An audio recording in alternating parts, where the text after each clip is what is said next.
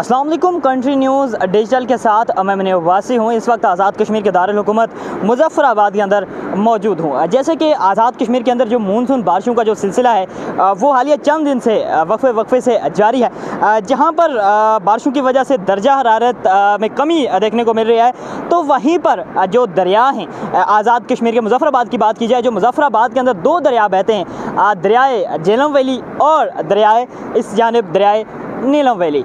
इसके पानी के बहाव में भी इजाफा देखने को मिल रहा है इन बारिशों की वजह से। जहां नदी नालों के अंदर पानी जो है वो बढ़ता जा रहा है, वहां पर तुग़यानी के खदशात हैं। तो इन दरियाओं में भी जो सैलाबी रेले और इन ख़तरात के पेश नज़र जो आज़ाद कश्मीर की इंतज़ामिया है मुज़फ़्फ़राबाद की, उसने दरियाओं के किनारों पर जाने पर जो है वो पाबंदी लगाते हुए दफ़ा 144 जो है वो नाफिज किया है। और दफ़ा 144 तो नाफिज कर दिया गया, लेकिन कहीं कहीं इसकी खिलाफ वर्जियाँ भी देखने को मिल रही हैं। दरियाओं के किनारे जो आबादी थी उसको भी मुंतकिल जो है वो किया जा रहा है। एक जानिब जहाँ दर्जा हरारत कम हुआ तो वहीं पर इन बारिशों की वजह से मुख्तलिफ इलाकों में आपने देखा कि क्लाउड बर्स्ट के जो वाक़यात हैं वो भी देखने को मिल रहे हैं। और दूसरी जानिब अब दिन ब दिन ये जो दरिया हैं आप देख भी सकते हैं, इनके पानी के बहाव में भी जो इजाफा है वो दिन ब दिन बढ़ता जा रहा है। और लोगों को जो है वो दरियाओं के किनारे और दरियाओं के किनारे जो आबादी है